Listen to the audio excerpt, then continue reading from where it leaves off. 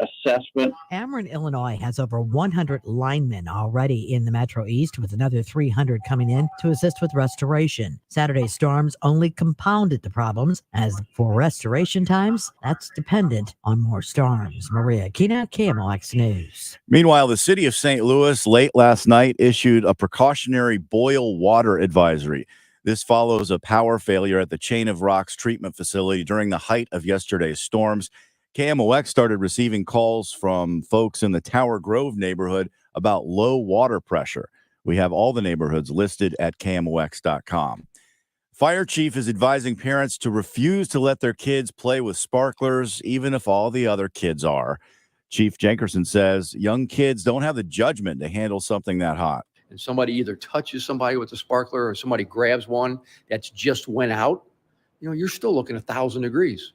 That's an immediate third-degree burn. Jenkerson says even though it's illegal in the city, more people are setting off backyard fireworks, and they get more calls for fires and firework injuries. The call volume usually doubles for the 4th of July. Your forecast for the coming days today, not so bad. High of 85, maybe a stray thunderstorm here or there. Humid overnight with a low of 69. For Monday, we have sunny to partly cloudy skies and a high of 92. And then for the 4th of July, we have sun and clouds mixed together, maybe some thunderstorms in the afternoon, and a high of 95 degrees. Right now, it's 74 in St. Peter's and in Florissant and downtown at the Gateway Arch. I'm Scott Jagow, KMOX News. This is the Graybar Sports on a Sunday morning. Goldschmidt swings and he hits a drive. He hits a slammer. Graybar, your distributor for electrical and datacom needs. Billikens win! Billikens win! Now, from the Stifel Financial Sports Studio, Tom Ackerman. All right, good to be back in studio. Welcome back to the show. Last week we didn't have a show because the Cardinals were in London and faced what I believe to be the most important game of the year. You can't get swept by the Cubs. They're all important at this point. You couldn't get swept by the Cubs. You had to get a split. They got it, and they flew home thinking, okay, here we go. The Cardinals are coming home, and they got to go on a tear. Have to do it. Got to go on a run, and you know what they did? They won again. They beat the Astros. Game 1 against Houston. Everything looked fine, and then, how many gut punches have they had, Drew? One after the other, and that one was really, really tough. Giovanni Gallegos with 2 home runs off of him, and the Cardinals lost the game to the Astros 7-5.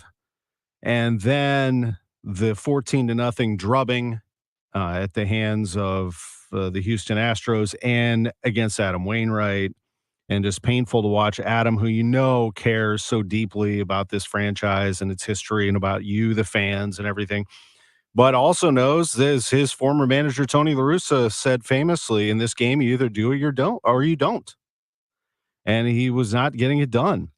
I was interested to hear his comments after the game, and he was a little more positive in terms of his outlook than I thought he was going to be. I thought he would say, I just don't have it. But he kept that Adam Wainwright, I'm determined to get better kind of vibe off of him, while he did criticize himself pretty heavily. And then the backing that he got from Ollie Marmol, I thought was really out front, and we're going to talk to Ollie about it here in a few minutes about, I'm not going to give up on you, etc. There are very few out there that believe that Adam Wainwright is going to do this, and that's just based on the eye test of what you're seeing. But it's not all on Adam, as we've seen. The Cardinals' rotation has had some issues, and on Friday, the Cardinals got rained out. On Saturday, they put a doubleheader together, and Jack Flaherty started game 1. Remember, he was scratched from his Chicago start on that Sunday because of a bad hip. Well, maybe that was a good move because he looked really good yesterday. Really good yesterday. As the Cardinals built that huge lead for him, and he went 6 scoreless. And then Matthew Liberatore comes in, and, the first couple of innings doesn't have that fastball going hard enough. Then he does get it going, and he's only able to go 4 1/3. It's a repetitive thing that the Cardinals are not getting deep into games with their starters. And so it'll be one of the themes of the show today, not the only. We have a lot of things to do, but the starting rotation, and again, that is not the only thing that's hurting the Cardinals, but it is front and center, no question about it. Jordan Montgomery starts today, and he's been pretty good. Montgomery starts against the Yankees, and the Cardinals absolutely need some magic out of Monty, like that Saturday night in front of that packed house at Busch Stadium 3 last year in the first game that he pitched for the Cardinals against his former team, the Yankees. When they played 50 Cent, his theme song, thumping it through the Busch Stadium public address system, and he came out there and pitched a terrific game. And this, however, is against Garrett Cole. And the Yankees last night threw a bullpen against the Cardinals and won that second game of the doubleheader, and they knew that Garrett Cole was pitching on Sunday and that they could do that. And I know that Garrett Cole costs a small fortune, actually a big fortune. But that's exactly what the Cardinals lack. They don't have that one person that you could say, today we're good. And I know it's only one, but it does make a huge difference. And the Cardinals were hoping that pitcher was Flaherty. They were hoping maybe Michaelis could do it. They were hoping that Monty could do it. I think there was some hope that Matz maybe could come back from his leg injury and be good. And of course, there was hope that Adam Wainwright could piece it together one more year. There was a lot of hope. And the rotation has not been there. The bullpen has let some games get away. The defense, while showing some awesome signs at times, has not been over the course of the season what it used to be. The offense is ferocious when everything goes together, like yesterday's game one, but way inconsistent in terms of driving in runners to scoring position. It has been a tough go for the St. Louis Cardinals. If they're going to be a division contender, I have yet to see it. They're 14 games under 500. I mean, you could sit there and say that they're 9.5, 8.5, whatever they've been going back and forth on in the division. Just blank that out of your mind. They have to get to 500. You can't win the division. You can't even talk about it until you're at 500, and they're 14 games under 500. So the Cardinals are just going to have to put together an amazing run. And that's going to be very difficult to do based on what we've seen. We don't have a lot of evidence that they can do that because all those things have to be firing at once. And there's no magic wand that can make it happen. You're just going to have to make it happen today and win a series, something they weren't able to accomplish against the Astros. Now, if they win this series against the Yankees today, if they win this game today and they get a little help and they go to Miami and they win a series against the Marlins and they go to the White Sox and they win a series against the White Sox and they go into the All-Star break and they suddenly feel a little bit better about where they are and they think they can put together a second half, then the trade deadline could get somewhat interesting. I think that we'll talk to John Mozeliak at 11:30 about kind of how he's feeling right now about the organization and where they are, and talk a little more about the pitching, et cetera. But there's a lot going on with the St. Louis Cardinals. There's a ton going on up the street at City Park. But that was really a lot of fun to watch yesterday. City wins it 2-0 over Colorado. That place is rocking, incredible energy. It's the first year, even if this team had gone at the bottom of the West, I still think you would say this is fun. The St. Louis has a soccer team.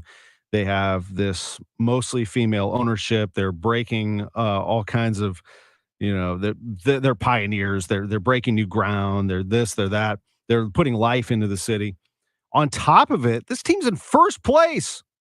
I mean, it's astounding what's happening. It's not a good story. It's astounding, quite honestly. I mean, what team walks into MLS and loses its best player and maybe second best player out for another month and just does this? What is going on here? I mean, it's an incredible story. It really is what City has accomplished. So we'll talk to Lutz Pfannenstiel about that at 11:15, but this is a lot of fun. They win it 2-0. Berkey with another clean sheet.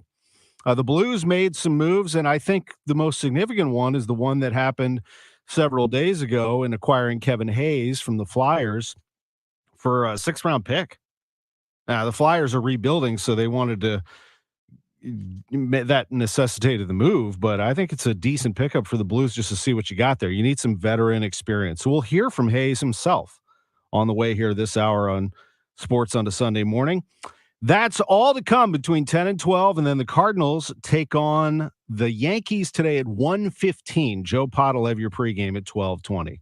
The birthday boy, Ollie Marmol, is coming up next. Cardinals manager will be with us in 1 minute right here on Sports on a Sunday Morning, sponsored by Gray Bar. For everything online, it's Odyssey.com. Download the Odyssey app and listen to KMOX for all the news, sports, talk, and podcasts that move you. Odyssey, that's AUDACY. I would suit up in my uniform and you're going out on patrol. What are we going to do tonight? Well, we're going to rob some drug dealers. And I know how to do it really well. Listen to and follow The Set, an Odyssey Originals documentary podcast series. Available now on the Odyssey app or wherever you get your shows. I'm not a bad guy, man, but I loved being that dirty. The choice of a lawyer is an important decision and should not be based solely on advertisements.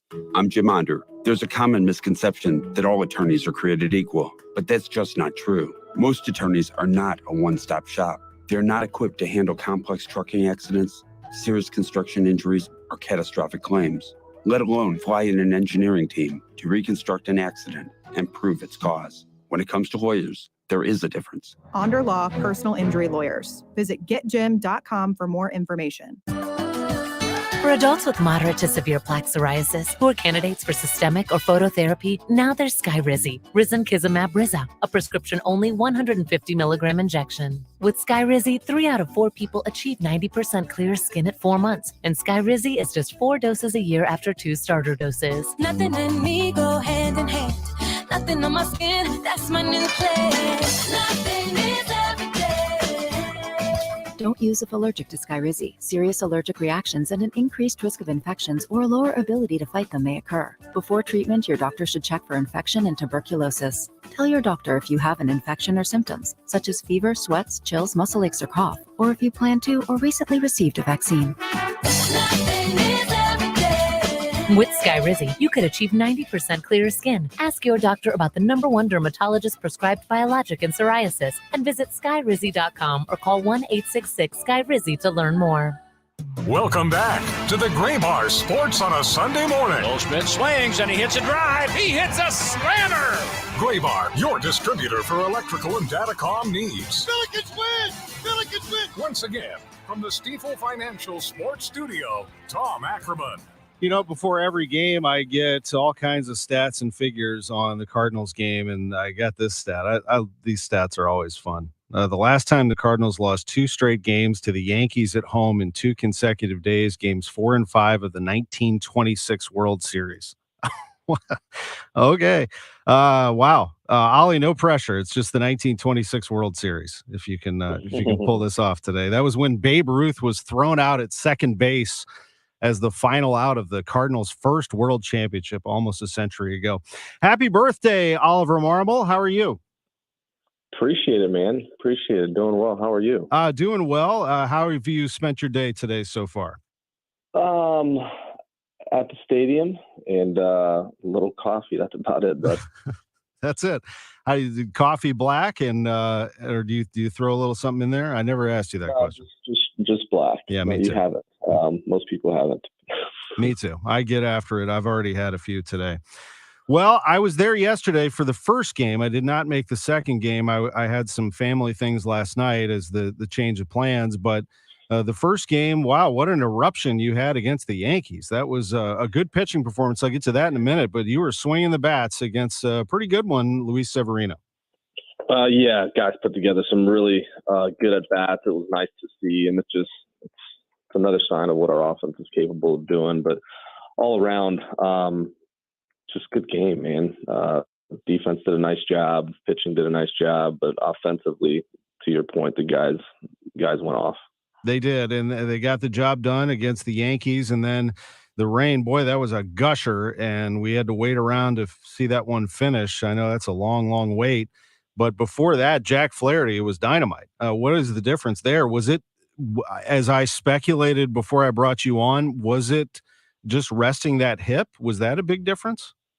That was part of it, and he even said that it doesn't hurt to to give that several extra days and not pitch in London and allow that thing to calm down. He felt better about it physically. He was able to feel good about his mechanics and not overcompensating with anything, but establish that fastball down and away, and it opened up the rest of it for him, the curveball. And I mean, overall, just did a really nice job. But yeah, I do think that was a part of it as well. Flaherty does very well, and the Cardinals win that ball game. Final was 11-4. There were some runs given up there in the ninth inning by Verhagen, but your bullpen was able to get through, finish the game, and get yourself in a good position. And again, just to go through the offense real quick, Goldie drove in 4. Gorman hits another one. He now has 16. He drove in a couple. Kiz had a couple of RBIs as well. Andrew Kisner. Yeah, he's swinging the bat well. Doesn't play every day, and it's hard to get into a rhythm. But anytime he's in there, he's taken very productive at bats. So he got 2 more knocks and drove in 2, and did a really nice job behind the plate. But he's been pretty good for us this year. And to your point, Gorman drove another one. He hit that one the long ways, but it was also nice for him to go left on left and kind of that line drive to left field, stayed on that well. He's feeling a lot better about where his swing's at. And then Goldie drove in 4, but overall some productive at bats from our lineup. Yeah, no question. You have that firepower in your lineup, and when it's all going, that's what it can do. And then the next game, our old friend Harrison Bader, was nice to see that ovation, wasn't it? Our fans recognize the moment. I know the two of you had some very nice parting words for each other as he went on to New York. Yeah, I love that dude. I enjoyed having him here. On and off the field. Obviously, we know what he's capable of doing on the field. And he's an electric player, brings a ton of energy, and the fans absolutely loved him. But off the field, I really enjoyed my time with Harrison. He's a good dude. His personality and everything he brings was pretty genuine. So I liked Harrison. It was good to see him and get to talk to him a little bit yesterday. So, yeah, good to have him here for a couple of days. Lars Nootbaar, another one of your energy guys, he hit a home run right over Harrison's head to make that a 1-1 game. Then the Yankees went up 3-1 on Matthew Liberatore, who I watched your comments after the game last night and listened to him on our station. And I was interested to hear that because I did make note of his fastball increasing in velocity. What can you tell us about that? I know you talked about it last night, but for the benefit of our morning audience. Yeah, absolutely. And here's the thing that we're going to have to keep in mind. Like, Libby's young, and he's going to continue to make adjustments every outing. And it's hard to do that at the highest level, but that's what he's working on. And yesterday, the velo was just down, and I'm not sure if he was holding back in order to get through more innings and give us a little bit more length. But it's hard for him to pitch at 91 and get away with it with the rest of this stuff. And he's most effective when that velo ticks up in the 93 to 95 range, which he's more than capable of doing, and showed that he can. And there's more intent behind it as the game went on. There was a conversation Dusty had with him in the dugout, and he was more effective as the game went on. And it's just a tougher at bat. So that's something that we're continuing to work on, but it's where we're at. When you rear back and let it fly like that, does it increase your overall confidence in everything that you do? For example, would you be more prone to challenge somebody or go inside on somebody or something like that? Does that help? Yeah, and it's not a command thing, right? Like, it's not like he's dialing it back in order to command the fastball, as much as just trying to go deeper into the game and not run out of gas. So it's a conversation that we need to have and continue to have. But when you just look at his fastball and the ride on his fastball, and when he gets swing and miss and when it's effective, velo needs to be there. So the intent needs to be there. Yeah, and I remember in spring training, correct me if I'm wrong, but I think there was a point where you said, and Mo and everybody kind of, when they talked about Liberatore, that you were impressed that at some point he turned into Matthew Liberatore. I'm going to go get this spot in the rotation. He ultimately didn't get it. He started in Memphis, but that you all were impressed that he not flipped the switch, but he showed this new personality, right. Yeah, you're absolutely right. And that personality had intent behind it. And he's shown flashes of it while he's been up here, but you can see that it was easier for the Yankees to take the approach that they had in that first inning, where they were just kind of seeing him deep, taking that fastball to the right side. And once he turned it up a little bit and started kind of mixing the rest of the stuff, it's just a more difficult at bat. He was able to get a string of outs there in the middle part of that game. But yes, in spring training, there was a point towards the end where there was just more intent and conviction behind his stuff that allowed him to take that next step. And now we're looking for that next one. He's a young guy. Of course, we always remember that. So is Dakota Hudson, but Dakota's been through some games and he's been through some environments. And here you go in the 5th inning yesterday, Liberatore is removed after a Trevino double and a LeMahieu ground out. There's one out and then a walk to Torres, and you put in Hudson to face Stanton and Rizzo. But Dak's been there, hasn't he? Yeah, Dak's been there. He's pitched in some big moments, and this isn't his first time at this, and he's pitched in some tough environments as well. So we didn't think twice about being able to use him there. It was a better matchup to get Huddy on Stanton there, and he was able to get him to fly out the center and then punched out Rizzo looking, and did his job and went back out there and gave us 2 more innings. And he was efficient. I mean, pounded the zone, mixed the stuff. He was on the ground a lot of weak contact, and that's the Dak that we need right there. So that was a very good showing for his first time up here this year. Yeah, I know it's only 2 2/3, but of course, everyone, including me, will start thinking, I wonder if he gets another look, at some point. I mean, we all know that the rotation is what it is. I mean, you're probably always looking for candidates. Yeah, that's the thing that's going to allow us to move forward is finding a way for that rotation to be more consistent. And when those guys pound the zone and throw up zeros, our offense is good enough to do what they've done, which is they put up runs. We play clean baseball, and we need to be able to do that. So regarding Dak, he was the 27th man. He has to go back down. We won't use him for a couple of days, but definitely in the back of our mind as far as how we can use him moving forward in the next couple series. One more thing before we move to today's game and Jordan Montgomery against Garrett Cole, but one thing I noticed yesterday, the only regular in your lineup on Saturday, game 1, to not get a hit was Jordan Walker, who had his hitting streak snapped. And what does he do? He comes out. I mean, he hammered that ball, but that's a regular thing for him. Down the third base line, pumps his fist at second base with an RBI double. No, he hit that ball really hard, and he's been taking really good at bats. Unfortunately, it snapped the hitting streak, but he'll get another one going here. He's done a really nice job of settling in and slowing the game down. And he brings really good energy too. He's consistently working in the outfield with Willie in order to improve out there. And when I say he's working hard, he's working hard, and it's not a lack of effort at all on his end. It's just going to take time for him to get to the point where he gets comfortable out there. But offensively, he continues to take very, very productive at bats. These are the games that Jordan Montgomery was brought in for when he was acquired at the trade deadline, and literally that's what happened. He came in, his first game was against the Yankees on that Saturday, and he came through with flying colors. I wonder how pumped he is today to face Garrett Cole and the Yankees. No, this will be a really good matchup. Obviously, we know what Cole brings to the table. We've seen him a decent amount throughout the years, but it'll be a very, very good game to watch. And then Monty's fired up. I mean, this is a guy that's consistently given us a chance to win every time out. And we look forward to watching this one. Absolutely. Your bullpen seems to be somewhat rested. I mean, you had Flaherty go. I mean, I know yesterday Liberatore only gave you 4 1/3, but you do have Hicks. You've got Gio. You've got some people that you could lean on here. Stratton's kind of a rubber arm. I never really leave him out of anything.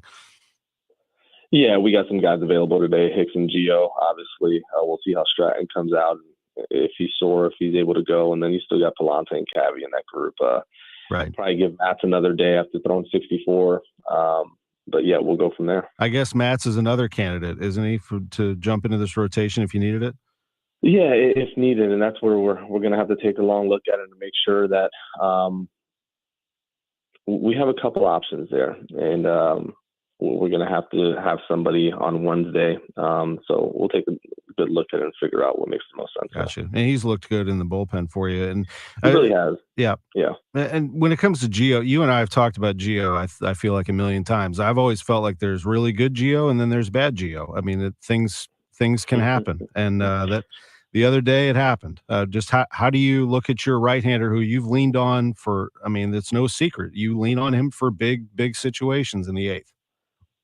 Yeah. I mean, Tom, if we're being honest, it's just he's had some really good outings for us. He had 4 or 5 in a row where he gave up a hit here and there, no runs. And then he's had some that haven't looked good. But the reality is it's what we've got. If you look at our right-handed options outside of Hicks in the 9th, you rotate it around and figure out who wants to run with that opportunity. But Gio's been a guy that has had success for us. Has he had his ups and downs? Absolutely. But the rest of that pen has their ups and downs. So that's where we're at, man. Yeah, I hear you. And then the last one is this, and that's Adam Wainwright. I wanted to finish with this because I felt like that was a poignant moment. We all know Adam Wainwright. I don't think there's a person in this listening audience who doubts Adam Wainwright's will and what he wants to give to this organization and what he has. You had to approach him in that dugout knowing that he had emotions swirling after a performance that just doesn't live up to his standards. What is said there, and how do you handle him moving forward? Basically, to keep your head as high as it's ever been. You've accomplished a lot in this game, and it's not over. And he's appreciative, and I'm appreciative of the fans that have stood behind him. Has it looked the way we've all anticipated, or even Adam's anticipated? No, not at all. But am I giving up on Adam Wainwright? No chance. I'm not. He's going to make his next start. And, man, he's determined to turn this around. And our hope is that he does that. So it's easy to give up on people, man. That's the easiest thing to do. It's easy to turn on guys. And that's just not what we're about here. He's going to go out there. He's going to compete. And our hope is that this next outing looks different than the last 2. So that's where we're at. I always appreciate these times, especially right before a ball game that you spend with us. Thank you for this. No doubt. And happy birthday. I appreciate it. Hope you get a W for your birthday. That'd be pretty good. I would love that. Thanks for the visit. All right, take care. Tom. Oliver Marmol with us on KMOX, Cardinals manager. It's 10:31. This is Sports on a Sunday Morning, powered by Gray Bar. When we come back, we will hear about something else that's happening around baseball, just kind of take a little trip around. But I also want to dive into hockey for the Blues fans. And City fans, don't worry. We got Lutz coming at 11:15. We're going to do lots of soccer right out of the gate in the 11 o'clock hour. John Mozeliak will circle back to baseball at 11:30. But let's take a little trip around Major League Baseball when we come back and see what's going on among other teams and the Blues, who made some acquisitions here over the last several days. The biggest one, we will hear from him directly. That's next. It's 10:32. This is Sports on a Sunday Morning on KMOX, sponsored by Gray Bar. Diamonds Direct has enough diamonds right now to supply up to 30 ordinary jewelry stores, from a half carat to 10 carats. Rare, precious diamonds in all shapes, straight from the world's best diamond cutters. At Diamonds Direct, diamonds are our business, our specialty, our focus. That's why we can guarantee the best diamond selection and the best diamond prices every day, every week, every year. Diamonds Direct. Get store hours, directions, and more at diamondsdirect.com. Overhead Door Company of St. Louis is hiring. They are looking for residential garage door technicians and installers at Overhead Door Company of St. Louis. Join the team trusted here since 1926. Apply today. Get a call today. No experience necessary. They'll train motivated applicants to repair and install garage doors. There's a hiring bonus as well, up to $4,000, benefits too. Earn as you learn. Apply today, overheaddoorsstlouis.com. At 1 Hour Heating and Air Conditioning, our mission is to help improve the air quality of your home. From whole house air cleaning systems to UV sterilization systems, our trained comfort specialists can take care of it all. Just call 855-1HOUR or visit onehourair.com and breathe easy. We're always on time, or you don't pay time. Independently owned and operated, licensed in their respective state or county. KMOX at your service weekend, sponsored by Air Comfort Service Heating, Cooling, and Insulation. Manchester Coin and Jewelry is the estate buyers. They buy collectibles from vintage toy trains, musical instruments, military, and more. Located on Manchester Road, west of 141. It's Manchester Coin and Jewelry. Diamonds Direct has enough diamonds right now to supply up to 30 ordinary jewelry stores, from a half carat to 10 carats. Rare, precious diamonds in all shapes, straight from the world's best diamond cutters. At Diamonds Direct, diamonds are our business, our specialty, our focus. That's why we can guarantee the best diamond selection and the best diamond prices every day, every week, every year. Diamonds Direct. Get store hours, directions, and more at diamondsdirect.com. Summer is here. Time to enjoy baseball, barbecues, and the shade of your trees. When it comes to tree care, call the certified arborist at Gamma Tree Experts. Hi, I'm Tim Gamma. Protect your valuable trees from storm damage or devastating insects such as the emerald ash borer. Knowledge and quality are hallmarks of our reputation. For pruning, spraying, fertilization, or removals, call Gamma Tree Experts today at 314-725-6159 or visit us at gammatree.com. Your trees deserve the best care. We want everyone to enjoy their 4th of July weekend. So please use rideshare or a designated driver. A DUI will change your life. So don't drink and drive. This message from your friends at Odyssey and Onder Law Injury Lawyers. Want to be a legendary player?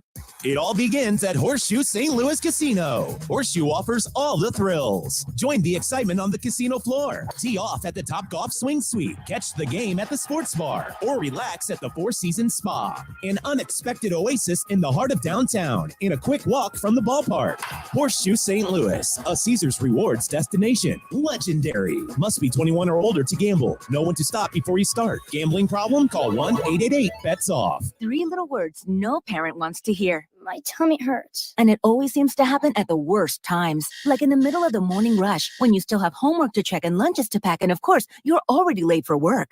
Luckily, there's Pepto Kids. New Pepto Kids gummies helps relieve occasional stomach upsets, turning those 3 words into these 3 words. I feel better. Bad time for stomach upsets? Good time for new Pepto Kids gummies. Fast support for little tummies. These statements have not been evaluated by the Food and Drug Administration. This product is not intended to diagnose, treat, cure, or prevent any disease. Yeah, I'm so stressed. Our business is growing. We've got people all over now. Ooma. What is that? Meditation? I'm recommending the Ooma cloud phone system with auto attendant and more than 50 features.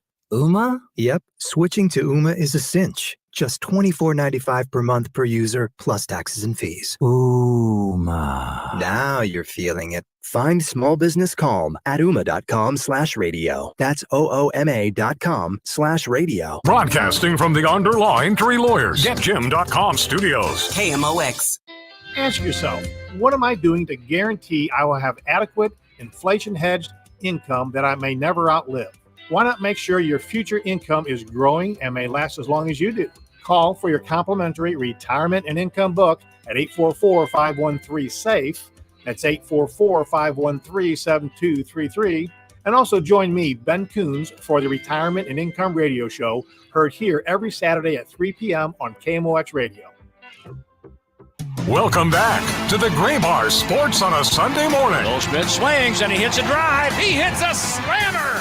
Gray Bar, your distributor for electrical and datacom needs. Billikens win! Billikens win! Once again, from the Stifel Financial Sports Studio, Tom Ackerman. Cardinal baseball this afternoon on KMOX. It's a 1:15 start. The Cardinals and the New York Yankees. It's Garrett Cole going for the series win for New York. He'll have this lineup backing him up. DJ LeMahieu is going to lead off and play third base. Gleyber Torres is the second baseman batting second. Giancarlo Stanton will be the DH batting third. Harrison Bader is the cleanup hitter today. He's the center fielder for the Yankees, and the former Cardinal will bat fourth. Isaiah Kiner-Falefa is the right fielder. He bats fifth. Anthony Volpe is the shortstop batting sixth. Jake Bauers at first base bats seventh. Jose Trevino is the catcher batting eighth. And Oswaldo Cabrera, nice player, plays left field. He will bat ninth for the Yankees. The Cardinals have not released their lineup just yet. And as soon as we get that, we will put that out there for you. The Cardinals and the Yankees today on KMOX at 1:15, pregame at 12:20. The Cardinals currently sit in last place in the National League Central. I mentioned this to you before. You can't look at the games back. You have to look at relation to 500. They're not going anywhere until they get to 500, and they're a long way away. They're 34-48. It is tied for the worst 82-game start in team since 1990. I'm not in team history, but since 1990. and they're 9.5 out. But again, forget that. They're 14 games under 500. They've got to start to climb, and they've got to do it immediately. And it's going to take a minor miracle to get there. But hey, they're going to have to do it. There's no other way around it. We just talked to Ollie Marmol about it in the last segment, and he said it flat out. I mean, they've got to get better starts, and they have to find a way to get starters going deeper into games. That appears to be the number one priority. I think the defense is what it is. You got one of the best defensive teams in baseball. Now go do it. You got one of the best hitting teams in baseball. Now go do it. No one's going to help you there. They're not going to go find outside help there. The hitters have to get the job done. And yesterday in game 1, they showed what they can do. And then the other thing is that bullpen. It's just been a leaky bullpen, and maybe something could help there.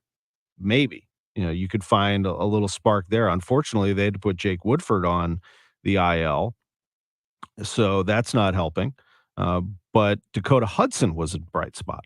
I thought that was really nice. And maybe Hudson plays in a different level when he does come back to the team. They have to send him back because he was the 27th man in that doubleheader. But that was a very nice 2 2/3 scoreless.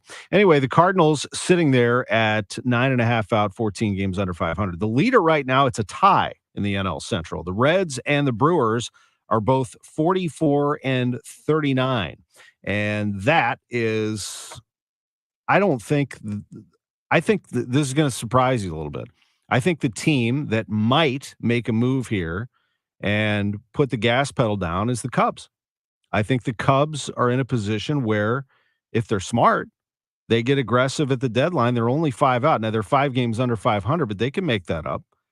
And if they were to gain some aggressiveness and try to grab one more hitter for that lineup, a big hitter, big timer, somehow, some way, they could win this division. I mean, the Reds don't have a great pitching staff. The Cubs do. The Reds' ERA is worse than the Cardinals is. The Brewers, they're fine, but just fine. They're not to me, they're not front and center in this division, but they're good. They could win it. The Pirates, I don't see it. They're just wildly inconsistent. Got off to that great start, got off to another great run, and fell hard. They're sitting a half game in front of the Cubs. Sadly, the best team in the division is the Cardinals, and they're just, way down at the bottom. So we'll see. Best team in the National League is the Atlanta Braves. They are a phenomenal team. They've won 7 in a row. They're 55 and 27, and the scary thing about them is they're young. They're going to be good for a long time, folks. Ronald Acuna, Austin Riley, Olsen, you name it. They've got players up and down the lineup. They have pitchers. They have injuries, and when they start getting people back, this team is going to be really, really difficult to contend with. That's a very, very, very good Braves team. The second place team in the division is 8 back of the Braves. That's the Miami Marlins. Skip Schumacher and the Miami Marlins are 12 games above 500 at 48 and 36. The Braves are 55 and 27. The Marlins will be taking on the Cardinals later on in this first portion of the season, right before the All-Star break. The leader in the West, the Arizona Diamondbacks, I just feel like they're hanging on for dear life. I know they're good. They've won 50 games, but the Dodgers are just sitting there right over your shoulder at 3 back, and the Giants, who've played a little over their heads this year, are 3.5 back.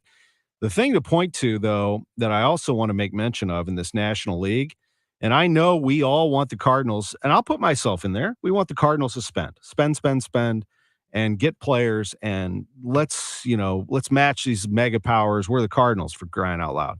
Well, I mean, the Mets spent about the payroll of a small country. They have like $500 million on the payroll, and they are bad. They're 37 and 46. They're 9 games under 500. They're 18.5 out. The Padres, who everybody was falling all over themselves. Oh, the Padres, they are doing it right.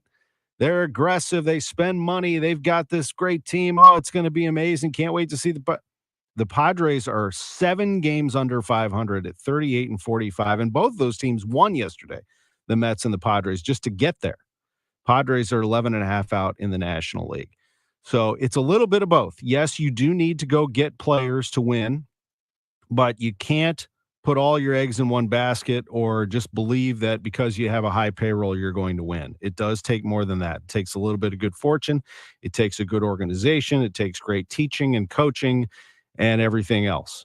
And the Padres, that is a rough story for Padres fans who were just jumping on board on that organization.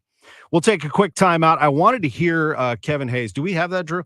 You know what? Let's get to that real quick because we were reviewing it here just a little bit because I didn't love the audio quality, but I did promote it. Now, he was in Nashville because he was on a golf trip. I mean, that's why he was there. He happened to be there and then found out while he was in Nashville that he got traded to the Blues. And just before the NHL draft, a 6th-round pick went to the Philadelphia Flyers for Kevin Hayes, who has 700-plus NHL games to his credit. He's a veteran center, and the Blues are going to give him a run. Let's take a listen. I heard a couple of days ago that the Blues were a possible destination, and my agent and I were super excited about it. I think it's a good fit. I think I'll fit well with this team as a center with the wings that they have there. So I was surprised that I got traded, but I wasn't too surprised. I mean, it's always a surprise, I guess, when you get a phone call from your GM saying we're going to send you to a new team. But I kind of knew it was coming. I know you said you picked up the message a few months ago. Didn't it ever feel like you had a all-star year? Does this trade, like going to a new home, kind of re-energize you, get a little bit more excitement? Yeah, I'm definitely excited to kind of go to a new team. And I don't think it's a situation where I've ever lost confidence in my game. I've been in the league for 10-plus years now, and I know what I can do to help the team. At some points last year, I felt like whether it was my playing ability or the coach's view of me, or I guess the organization's view of me, I don't have anything bad to say about Philly or the coaches or Danny B and Jonesy there, but I just feel like we kind of started to go our separate ways. Okay, so we're starting to go our separate way. You can sense just from the energy of the interview and the question about getting energized, Blues fans are probably like, uh-oh, what the heck did we just do? What does this mean? Get energized? You're in the NHL. What are you talking about, man? Well, he had some rough times in Philadelphia and was making a lot of money. The Flyers are actually retaining 50% of his salary, which is $7.14 million annually. So the Blues take a cap hit of 3.57, and they only get a 6th-round pick for Hayes. So they're basically giving the Blues Hayes and giving them money. So what's the problem? Well, he didn't see eye to eye with John Tortorella, the head coach of the Flyers. He wanted Hayes to tighten up his defensive game. He benched him. Did we not see this within the Blues a little bit? With some offensive stars, need to play a better game, a better two-way game. He was a healthy scratch in December. He moved from center to left wing. Ice time was diminished. He was an all-star for the first time in his career, but in Philadelphia, it just didn't feel like that. But he does have the ability.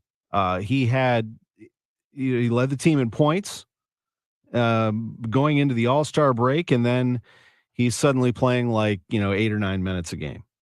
So this was going south in a hurry, and he did not see eye to eye with Tortorella, and now Chief and Army and the Blues have him.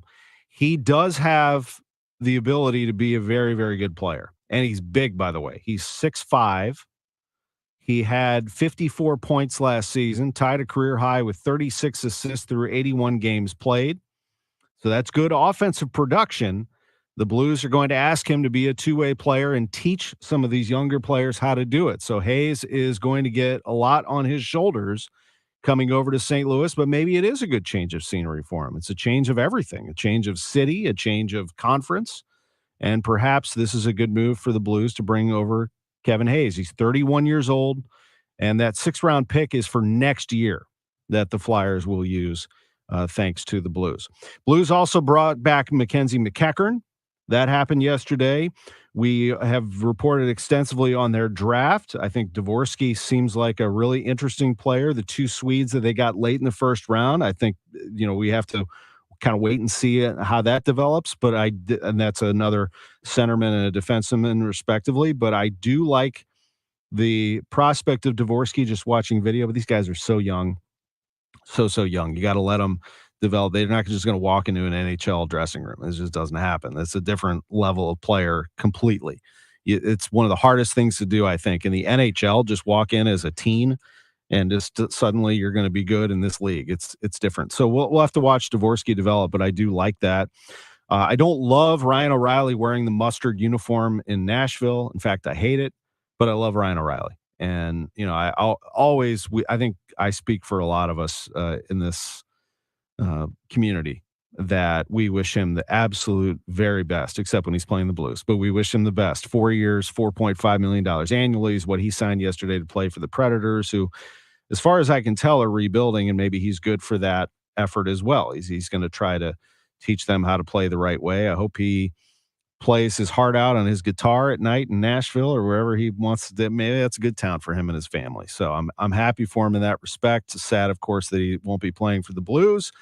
But he got his shot at a cup with Toronto. It didn't come through, and then rightfully entered the free agent market, rightfully got a lot of attention, and ultimately Ryan O'Reilly, the former Blues captain, is a Nashville Predator.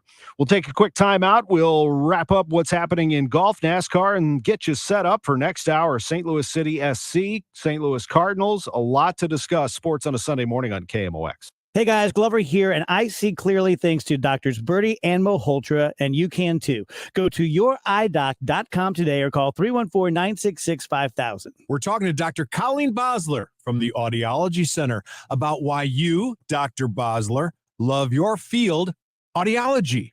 You know, what I hate is when people come and tell me that they avoid going to a dining hall at their place of residence because they don't want to have trouble hearing or ask people what. But what I love is when a patient tells me this, and then after wearing a pair of our hearing aids for a few weeks, they tell me that they no longer avoid those difficult settings. Helen Keller said it best, and I always say this, but blindness disconnects you from things, but hearing loss disconnects you from people. So at the Audiology Center, we try to care about you, and we want to reconnect you to your loved ones. Well, thank you very much, Doctor. She's Dr. Colleen Bosler from the Audiology Center. Make an appointment today, 636-441-7470 or online, audiologycenterstl.com. Did you know the IRS is a super creditor? Hi, I'm Lance Drury with the Lance Drury Law Firm. The IRS is the only creditor that can create a bill for you without your permission, then drop the hammer and aggressively collect it by wiping out your bank account, seizing your assets, and levying your wages. No other creditor can do that, and this can all happen without a court approval. If you owe back taxes, you need to be prepared to face the super creditor. Don't just sit back and take it. Fight back. At the Lance Drury Law Firm, we know how to use the laws to your advantage and go toe-to-toe with the IRS. Our office is located right here in St. Louis. Contact the Lance Drury Law Firm today for a free consultation with me, or visit us at lancedrurylaw.com or call 314-260-6120. That's 314-260-6120 to get started. The choice of a lawyer is an important decision and should not be based solely upon advertisements. Welcome back to the Graybar Sports on a Sunday morning. Goldschmidt swings and he hits a drive. He hits a slammer. Graybar, your distributor for electrical and datacom needs. Billikens win! Billikens win! Once again, from the Stifel Financial Sports Studio, Tom Ackerman. I don't know if you heard that story about the New Mexico State basketball coach, Greg Heyer. He was the one who was fired in the wake of a hazing scandal. New Mexico State paid $8 million to settle a lawsuit involving two basketball players who said they were sexually assaulted by teammates. According to state records released on Wednesday, he was dismissed from New Mexico State in February, Heyer was, following those hazing allegations, and the team shut down the program for the season. Well, Greg Heyer has been hired, and he is going to Mineral Area College. That is in Park Hills, Missouri. We claim that. That is St. Louis area. Park Hills is just north of Farmington on 67. So he will be here in this area, 20-plus years of college coaching experience. He was a national champion in the NJCAA Division I, National Junior College Athletic Association. He won the Coach of the Year in 22 when he was at Northwest Florida State. So we'll see where that story goes. Keep an eye on that. Wimbledon's about to start. Novak Djokovic will begin his pursuit of a 5th consecutive championship, 8th overall, when he plays tomorrow. He'll be attempting to claim an Open-era record 24th Grand Slam trophy. Djokovic is halfway to the first calendar year Grand Slam in men's tennis since 1969. His opponents are crediting his success to all of those talents. He's returns, his two-handed backhand, his mental strength. He is painting the picture as one of the greatest tennis players to ever live, Novak Djokovic. So we'll see where that goes at Wimbledon. As for one of the greatest golfers of our time, Bernhard Langer, I'm just amazed what he does. Now, he's in great shape, but he's 65 years old, and he has a 2-shot lead at the U.S. Senior Open. This is in Stevens Point, Wisconsin. He's the German star Bernhard Langer. He's won the Masters. He's won majors. He is playing against fan favorites. Steve Stricker and Jerry Kelly are both from Madison, which is just to the south of Stevens Point. Everybody's rooting for them, and Langer just goes out and fires birdies. 3 under 68. He's now 6 under for the championship. Langer won the U.S. Senior Open in 2010. And he recently won the Chubb Classic in Florida in February to tie our Hale Irwin for the champion's career victory record of 45. So we'll see if he can pull this off and get a victory at the U.S. Senior Open. And I would assume that we will see him and others at the Ascension Charity Classic here in St. Louis at Norwood Hills in the beginning of September. So that's going to be a lot of fun. Ricky Fowler birdied 6 of his last 8 holes yesterday to surge into the Rocket Mortgage Classic lead at 20 under, giving him another chance to end a 4-year PGA Tour victory drought. But would I have loved to have seen him win the U.S. Open. He came up just short to win a major. 8 under 64, took a 1-stroke lead over the field at Detroit Golf Club. That is the Rocket Mortgage Classic. NASCAR, they're doing something very interesting today. They are running a race on the streets of Chicago. And some of you may be heading up there. I don't know. But a NASCAR contractor, this is very sad, has died after being electrocuted while setting up for that race. The Cook County Medical Examiner says 53-year-old Dwayne Tabinski died Friday. He was hired to install audio equipment for the race. NASCAR is working with police, sent condolences to Tabinski's family. The Chicago street race, the first street race in NASCAR Cup Series history, and will run through the city's downtown tonight. But really sad news over that race, and our hearts are with, we're very close now here in St. Louis with everyone in NASCAR. So this one hits us pretty hard. We love our friends at NASCAR and throughout the Midwest, and many of the fans who attended the race here at Worldwide Technology Raceway in the state of Illinois are heading north to the other race in Illinois, this Chicago street race in NASCAR. So our hearts are heavy for that NASCAR contractor's family and everyone surrounding the world of NASCAR. We'll break, come back with more after this. It's sports on a Sunday morning on KMOX, powered by Gray Bar, the news, and then St. Louis City SC and the Cardinals covering most of next hour.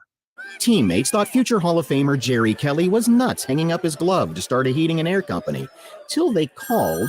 Thanks for calling, Jerry Kelly, the right man for the job. And reached 10-year-old Jill Kelly wearing jammies in the kitchen. Jerry knows talent, they'd say, and knows it don't mean nothing without love.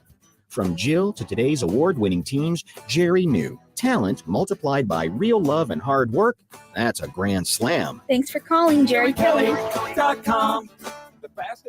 Hello, everybody. I'm John Rooney. Do you have an old car that's taking up room in the driveway? Repairs are costly and selling is a hassle? That's why you should donate it to Goodwill. Donating is quick and towing is free. Plus, you get a tax receipt and 4 tickets to a Cardinals game, compliments of the St. Louis Cardinals. That's a win-win. For more information or to donate, visit online at mersgoodwill.org. Must mention Cardinals. If you're looking for a reliable and trusted electrical service provider, look no further than Reinhold Electric, your go-to experts for all your electrical needs. Whether you need residential or commercial electrical services, Reinhold Electric has you covered. With decades of experience and a team of highly skilled electricians, we deliver top-notch solutions tailored to your specific requirements. No job is too big or too small for our experienced team. Call 314-631-1158 online at ReinholdElectric.com. This is Tom Ackerman. McKelvey Homes is proud to announce they sold 30 homes in the first quarter and will donate $1,898, $1,898, the year they were founded 125 years ago, per home to Cardinal Glennon Children's Hospital. They call it Homes for Health. That's a total of $56,940. You can learn more about McKelvey Homes and all of their single-family, multifamily residences and more at McKelveyHomes.com. I'm Brian Westbrook with Coalition Life. Over the past decade, Coalition Life has served thousands of women in crisis pregnancies, helping to save the lives of the children that they carry. Help us build a better community while also reducing or completely eliminating your Missouri taxes with a 70% tax credit. A $1,000 donation today to help these women could cost you as little as $141 out of pocket. Learn more at coalitionlife.com, coalitionlife.com. Thank you. KMOX KEZK HD2 St. Louis. The home of the Cardinals. KMOX. Always live on the free Odyssey app.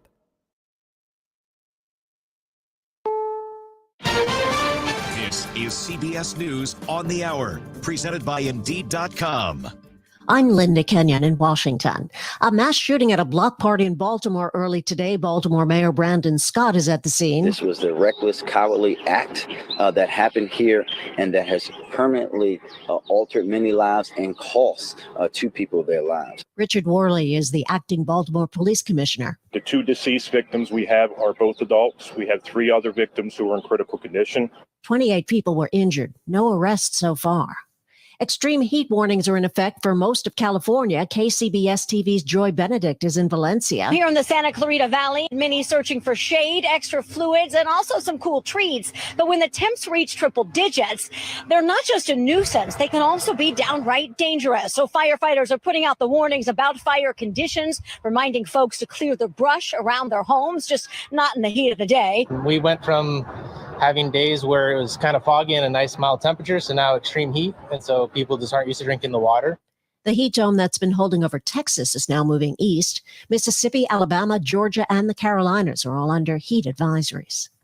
President Biden and Harvard University students are blasting the Supreme Court after it ruled against affirmative action in college admissions. On CBS's Face the Nation, Republican presidential candidate Mike Pence was asked if there is racial inequality in the education system. There may have been a time when affirmative action was necessary, simply to open the doors of all of our schools and universities. But I think that time has passed, and we'll continue to move forward as a colorblind society. Chief Justice John Roberts concluded that students must be evaluated on their experiences as an individual, not on the basis of race. The French Interior Ministry says 700 people have been arrested after a 5th night of rioting. CBS's Elaine Cobb is in Paris. Many took advantage of the chaos to go on a looting spree, attacking clothing and other stores. The government sent riot police to Marseille and to Bordeaux in the southwest to back up local law enforcement, and many communities imposed curfews. The riots followed the police shooting death of a 17-year-old during a traffic stop.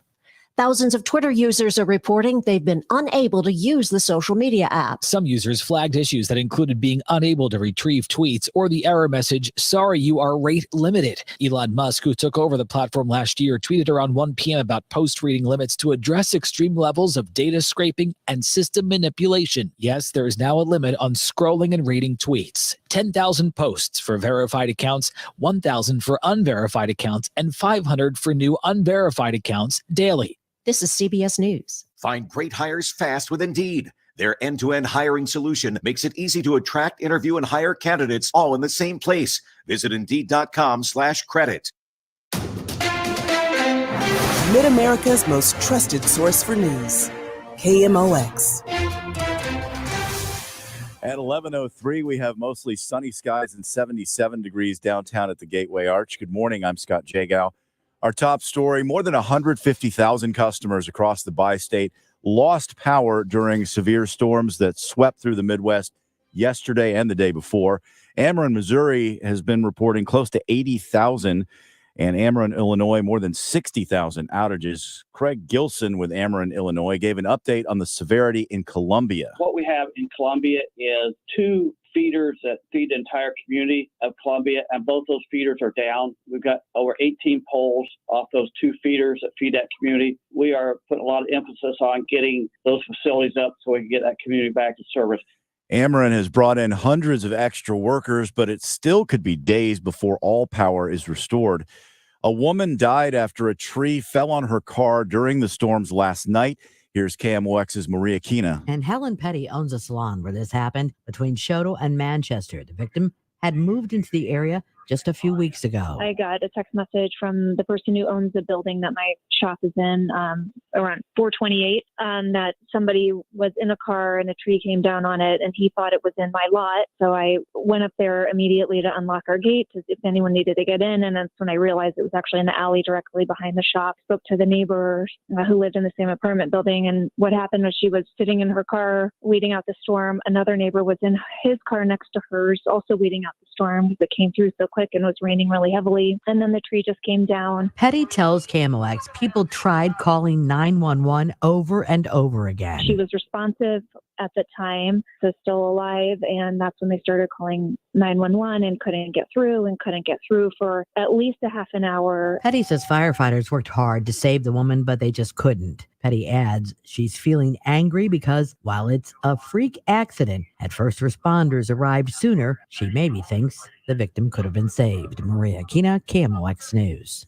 The city issued a precautionary boil water advisory last night. This is after a power failure at the Chain of Rocks treatment facility. We got some calls from the Tower Grove neighborhood about low water pressure. You can find out all the neighborhoods affected at KMOX.com. Meanwhile, the fire department is wondering how many buildings will catch on fire this week from fireworks rockets.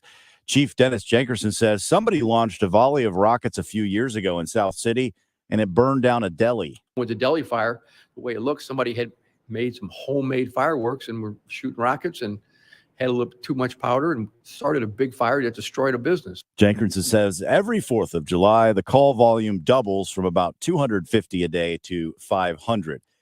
St. Louis County and the Salvation Army Family Haven will open the county's cooling shelter on Wednesday. It will be open 24 hours a day, 7 days a week with no temperature restrictions. It's located at the Salvation Army Family Haven, 10740 Page Avenue. Your weather forecast: high of 85 this afternoon. Overnight, humid with a moonlit sky and a low of 69. Tomorrow, 92. About the same for the 4th of July, although it could feel like it's about 100 degrees, maybe a thunderstorm. Right now, it's 77 in St. Peter, 74 in Florissant, and 77 downtown. I'm Scott Jagow, KMOX News. This is the Graybar Sports on a Sunday morning. Goldschmidt swings and he hits a drive. He hits a slammer. Graybar, your distributor for electrical and datacom needs. Billikens win! Billikens win! Now, from the Stifel Financial Sports Studio, Tom Ackerman.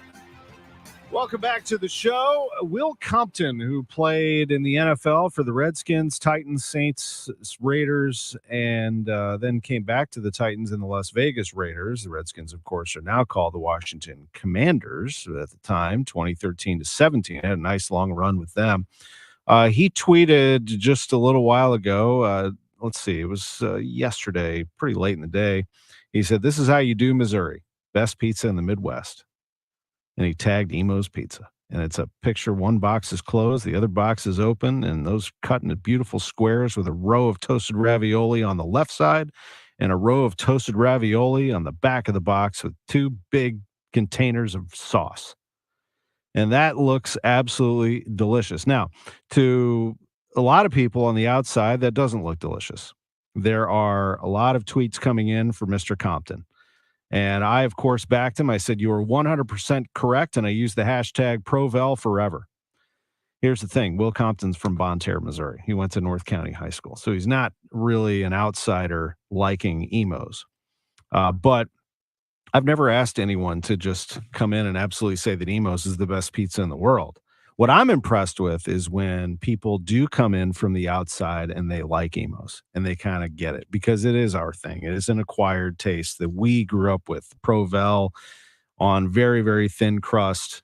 and that cheese, this isn't a commercial. I'm just describing something that everybody knows.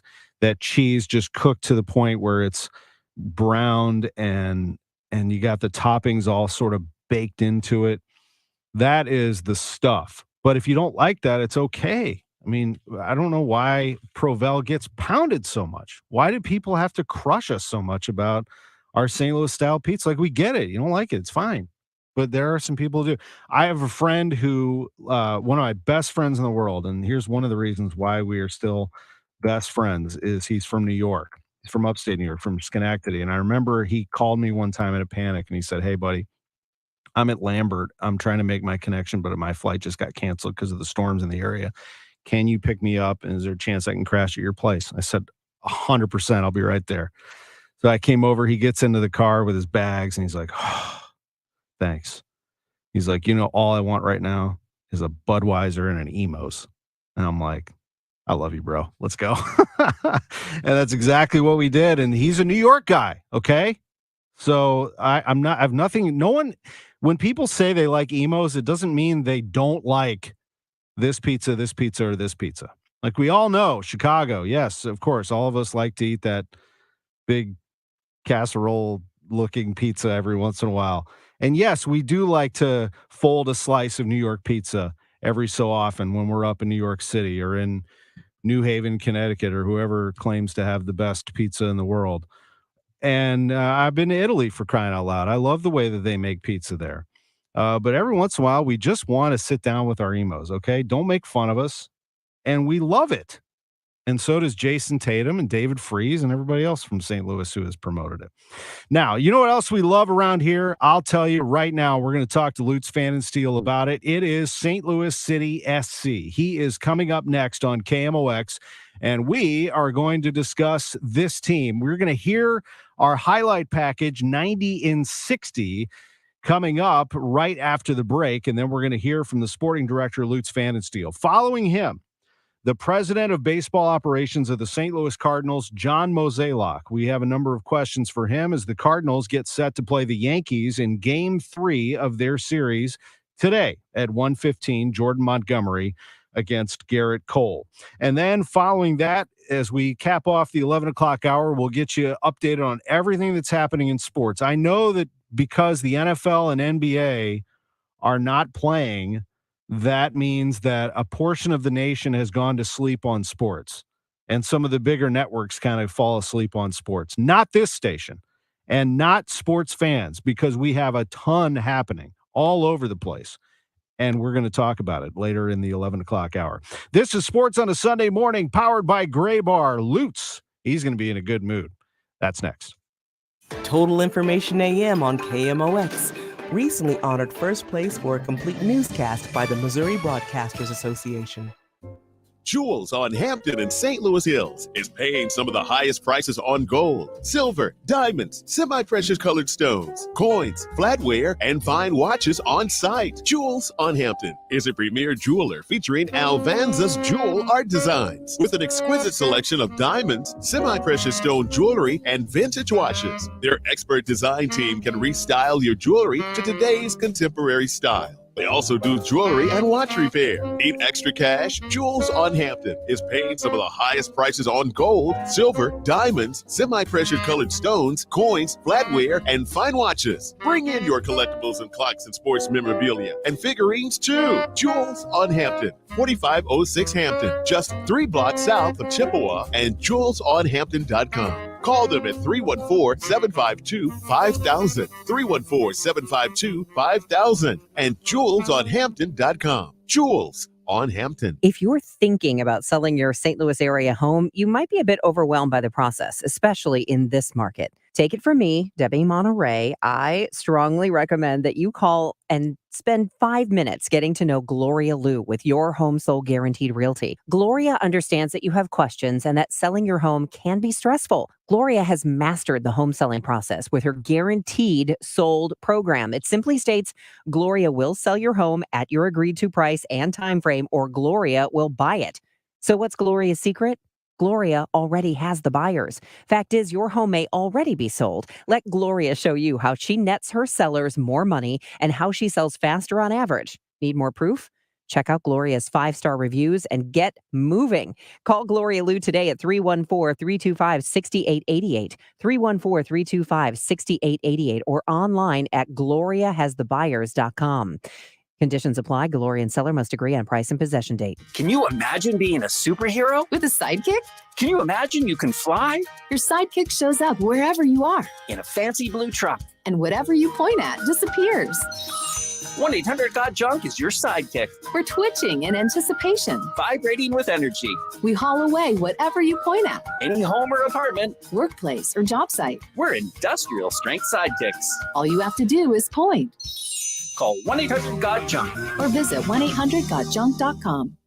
I'm Tom Ackerman. Debbie Monterey and I start your day at 5 a.m. with the morning's headlines, traffic, weather, and sports. I'm Megan Lynch. At 8 o'clock, we go beyond the soundbite. We give you context, perspective, big-name guests, and in-depth conversation. It is our pleasure to bring in the mayor of the city of St. Louis, Tashara Jones. The nation's debt ceiling. Let's talk about it with Margaret Brennan, moderator of CBS's Face the Nation. Look who just walked into the studio. Hockey Hall of Famer Chris Pronger. Total Information AM, 5 to 10 here on KMOX. Odyssey is giving you a chance to see Taylor Swift at the final dates of the Eras Tour at SoFi Stadium in August. You'll fly to LA with 3 of your friends with 4 nights hotel stay and tickets to back-to-back nights August 8th and 9th. The last stops of the Eras Tour at SoFi Stadium. And along with the thousands of pictures that you and your friends will take, you'll take home an autographed guitar from Taylor Swift herself. To learn how to win this once-in-a-lifetime experience, just go to odyssey.com/Taylor. This is a national contest courtesy of Republic Records. Now, Y98 presents 90 in 60, a look back at the St. Louis City match against the Colorado Rapids. Presented by Ponce Health Sciences University, creating new pathways and careers in healthcare. ACL Jackson readies the corner from the right-hand attacking side swing. It's it, Parker. It's at home. Oh, baby. City leads. Hebert in the Colorado end, steps through for a takeaway, bumps to the end line, kept alive by Adeniran. Pass back to Stroud, a quick shot, he scores! Right foot, back post, and Roman Berkey knocks it way out of the box. This is over in St. Louis, Missouri. City wins it 2-0 over Colorado. This has been 90 in 60, presented by Ponce Health Sciences University. Up next, St. Louis City heads north of the border to face Toronto FC Saturday night. Pre-game at 6, kick at 6:30 on your home for St. Louis City soccer. Y98. Aspiring to be a doctor? Didn't score well on the MCAT? Gain all the confidence you need to succeed at Ponce Health Sciences University. PHSU west of City Park on the corner of Jefferson and Market prepares students for every aspect of a medical career. A Master of Sciences in Medical Science degree, an MSMS from Ponce prepares students for the coursework, the time commitment, and the rigor for a future in healthcare. Learn more at stlouis.psm.edu. That's stlouis.psm.edu. Welcome back to the Gray Bar Sports on a Sunday morning. Goldschmidt swings and he hits a drive. He hits a slammer. Gray Bar, your distributor for electrical and datacom needs. Billikens win! Billikens win! Once again, from the Stifel Financial Sports Studio, Tom Ackerman. I love that Billikens call from Bob Ramsey there late in that little rejoiner. I can't wait for the Billikens to be back. I am very excited about what's happening just to the east of there. City Park has been hopping. St. Louis City SC with another win. They do it in that sweltering heat last night, a 2-0 win over Colorado, and we welcome in the sporting director for St. Louis City SC, Lutz Pfannenstiel. Always great to talk to you. How are you today, Lutz? Well, good. I think very happy with the game yesterday. So, yeah, definitely a nice weekend. I bet you are. What a start. I mean, and here we go again with City. When they get off to a great start, they are very successful. What did you see in the early going against Colorado? Yeah, we were still a bit asleep coming out of the kickoff. Colorado had a big chance, would completely change the momentum of the game, and Berkey made that save. After that, I think the game completely went our way, and 2 early goals always gives you, I think, that security to play with lots of confidence. And to be fair to Colorado, I think we had enough chances to kill the game in the first half.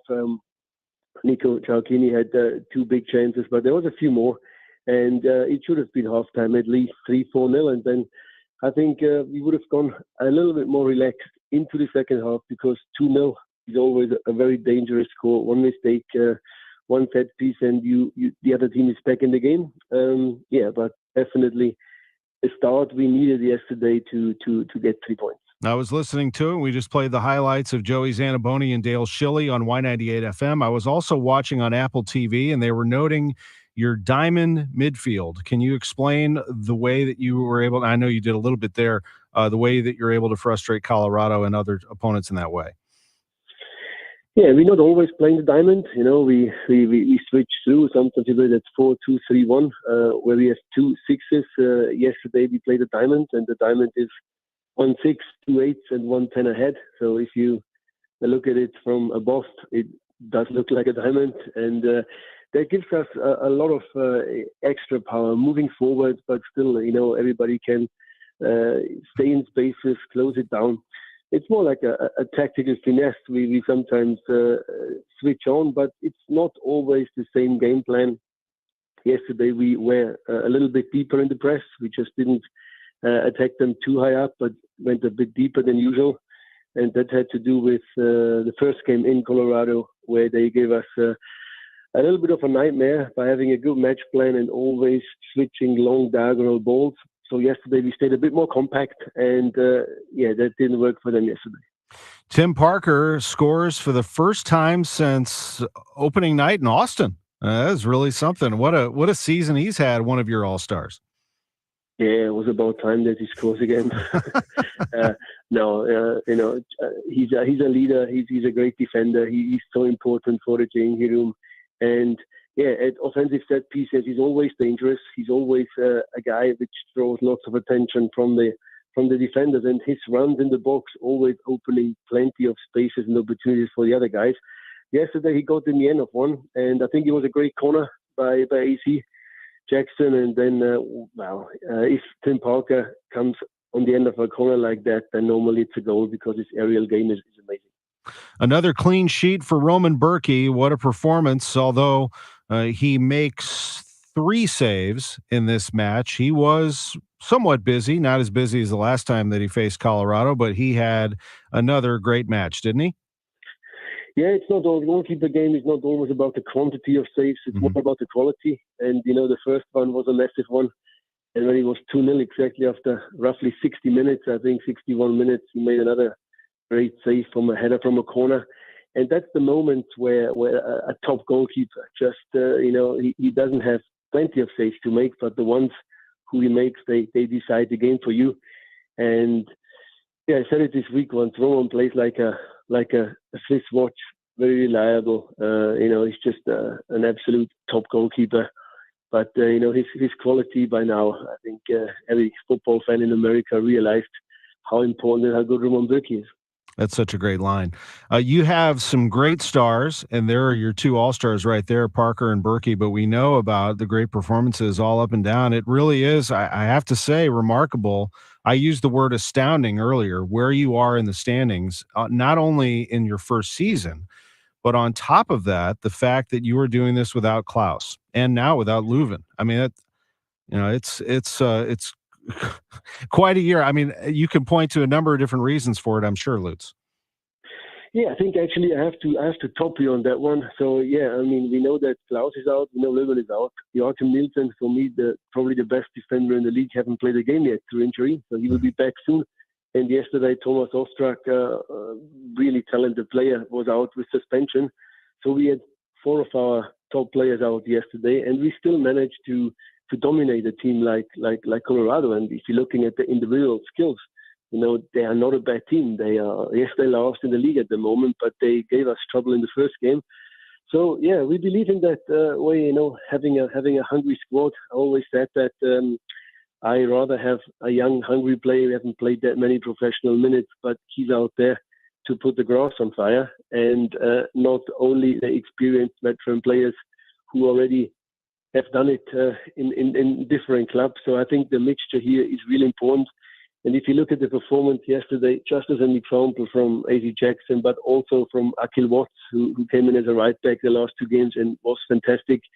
And also Sam Adeniran, who was, again, a threat with his power and his speed and the way he created one chance for Nico and also the way he kind of assisted that second goal from Jared Stroud. That was really brilliant. And it just shows us that, depth of squads in the MLS is always an issue because you have limited budgets, but we are pretty happy with our depth because our young guys, they step up, they fight, they know exactly what to do, they follow the match plan, and they reward themselves to keep the place. I just love watching Jackson. I mean, I like watching a lot of your players, but he has such a burst. He's so much fun to watch. This is Lutz Pfannenstiel. He's the sporting director for St. Louis City SC. Before I look ahead at your next match, how about last night's crowd? I mean, there they go again. They are really something, and you know that the storms that ripped through this area would never set anyone back. That place was packed, and they were loud. Yeah, it's always sold out, which is an honor actually to play in this stadium where we have so much support. They were really loud again, as always. So I think the performances, not on the field, but also in the stands, getting from week to week better and better, started already amazingly. And it's just a great chemistry, between the fans, the stands, and the pitch with the players. Yeah, I also heard in the last few minutes that there was a few very still upset American football fans in the crowd to make sure the Colorado ownership heard what they're thinking. So it was a bit of an emotional game, I think, as well, after the with the whole Ram situation. So I think it was a very interesting crowd responses yesterday. And yeah, we are happy to have the guys out there and really pushing us to the next level. Yeah, they'll never hesitate to send a little message to the owner over there in Colorado. You go to Toronto now. What do you expect as you cross the border and take on Toronto? Looking at the individual players they have, Insigne, Bernardeschi, that's two international top players. No doubt that's probably two of the best players in the league. Toronto has a very expensive team, a very experienced team. So looking at the table, don't get blindsided by that. They're pretty low in the East, but we know what they are capable of on a good day. They can beat everybody, and for us going away from home, we take, very happily, even though we are first in the West, very happily take the outsider role again and give Toronto that role of the favorite in a home game. But we are there to give them a game, especially our young defensive line and also our experienced players in the middle. I think they're looking forward to play a guy like Lorenzo Insigne, which was a few years ago world class. I think that's a super challenge again for our youngsters to measure themselves with the best who also did it in Europe. And I think we're all very excited to go into Toronto and then from there directly to LA. To play against LAFC as well. So it's a busy week coming the week after, and it's 3 more games before we're having the Leagues Cup break. So I think it's very important to pick a few more points before we're getting in that break and get everybody back and healthy again, and then really looking forward for the second part of the season. Yeah, last thing here, and I know as we get a little closer to the Leagues Cup, we'll talk more in depth about it, but your just initial feelings as you get a little closer to that, which starts on July 21st? It's a very interesting competition. Obviously we know Columbus very well, but playing against Club America, which is one of the most popular teams, actually, not just or most supported teams, not just in Mexico, but all over the world when it comes to numbers of fans. They're traditionally an amazing team. And to have them in our stadium, again, another special game, I think, for everybody involved. So it's a great format. It's something which is really interesting to challenge our neighbors, the Mexican top teams, and see, what we can do there. So definitely also a bit of a time to refocus on that, what we did so far in the league.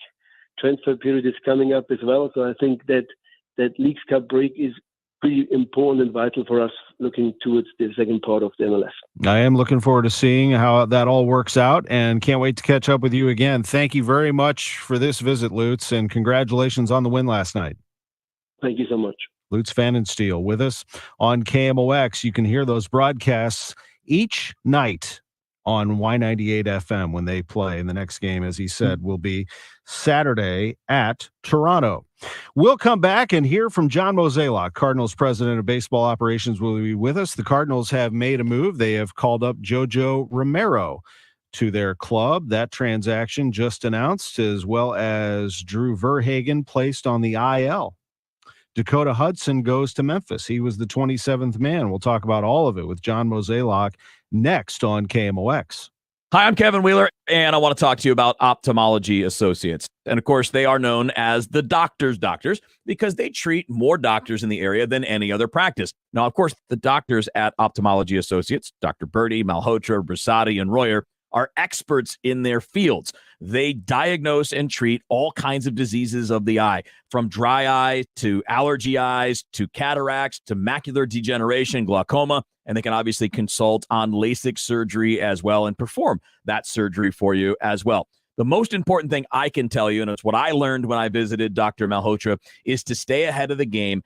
Get your appointment done, get your eyes checked out, and cut off potential problems in the future as early as possible. Give them a call to set up an appointment, 314-966-5000 or youridoc.com. You'll find Ophthalmology Associates 1/2 mile west of 270 on Manchester Road. Again, 314-966-5000 or youridoc.com. KMOX at your service weekend, sponsored by Air Comfort Service Heating, Cooling, and Insulation. Welcome back to the Gray Bar Sports on a Sunday morning. Goldschmidt swings and he hits a drive. He hits the slammer. Gray Bar, your distributor for electrical and datacom needs. Billikens win! Billikens win! Once again, from the Stifel Financial Sports Studio, Tom Ackerman. Welcome back to the show. It is 11:30 on the dot, and joining us is the president of baseball operations, John Mozeliak on KMOX. How are you, Mo? Good morning. Morning. I saw this transaction just come over, so good to get a fresh transaction to ask you about. Dakota Hudson, as we anticipated, would be returned to Memphis. He was the 27th man yesterday. Drew Verhagen has been placed on the 15-day IL with a right hip impingement, with JoJo Romero being recalled from Memphis. If you could go through that move with us. Yeah, a couple things. One is, let's start with Dakota. I think he pitched really well yesterday, was impressive. But obviously, with his pitch count where it was, we didn't see how we could use him today. And therefore, if you return the 27th man as you bring them up, then you have a little more flexibility in the next few days should you need him. In other words, he doesn't have to be down for the 15 days. And then with Drew, I think everybody noticed he just wasn't himself in yesterday's game, came out, met with our medical staff, referred to his hip, just having some discomfort. So we'll try to address that. We do think this is something that'll be shorter rather than longer, so that's good news. And then hopefully we can get him back on track and feeling well. And in the meantime, we did want an arm. We were hoping to get an additional lefty up here at some point, so JoJo will get that opportunity. And we'll just see what today brings and the next day brings, and then we'll kind of have a sense of where our pitching is headed. How has Romero been so far?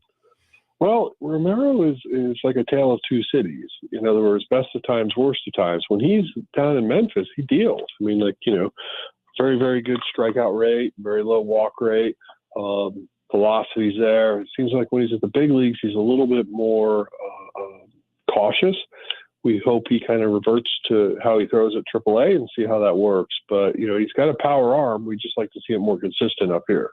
Zach Thompson had a very nice spring training, really strong from the left side of the bullpen with that fastball curveball combo. But you did make that call as an organization to convert him back into a starter. Just how has that gone, and what is your evaluation of Zach? I think the big thing for him, regardless of role, whether it's starter or reliever, it's going to have to be command of his pitches. As we've seen here in the big leagues this year, walks bite.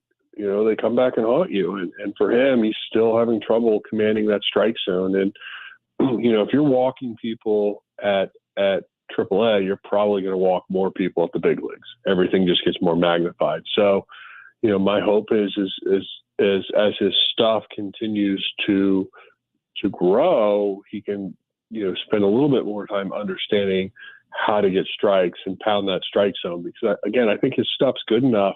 If he's in the zone, he'll be successful. But you can't walk people, and all of us that watch our big league club every day, we know that it's not something new.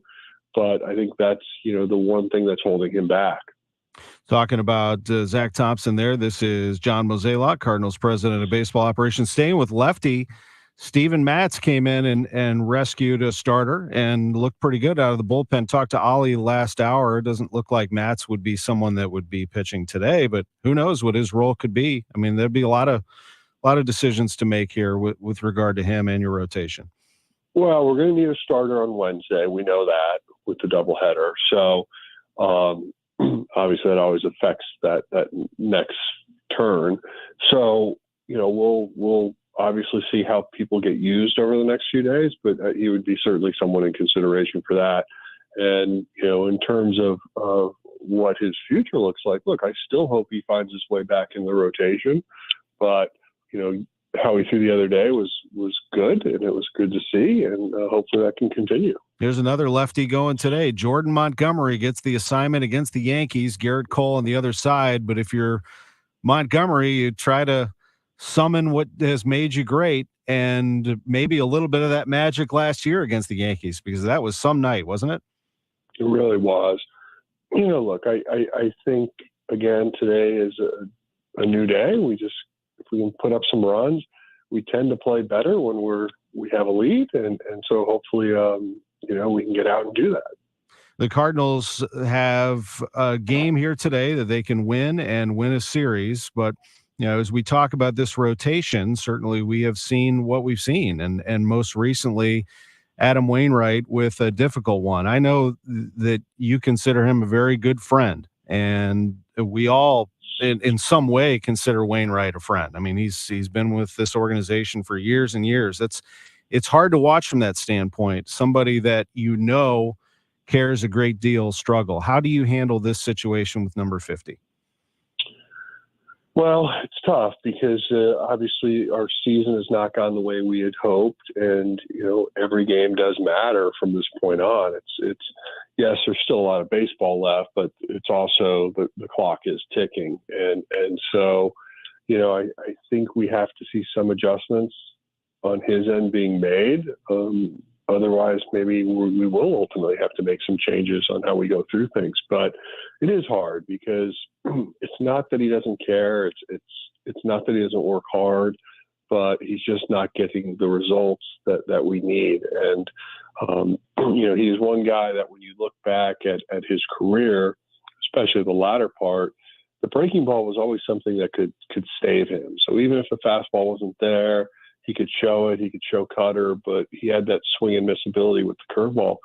And right now he's just not getting that. And I think, his last outing showed that. I think he had one swing and miss in those 2 innings. And it's hard to survive in this league when you're pitching that type of contact. Looking at this rotation as a whole, I mean, how do you fix it? Or did you just answer that you have to get execution and then find the next person up? Or is there a way that it can be fixed? I guess there's a lot of different ways to look at it, in the immediate term, in the somewhat short term, and in the long term.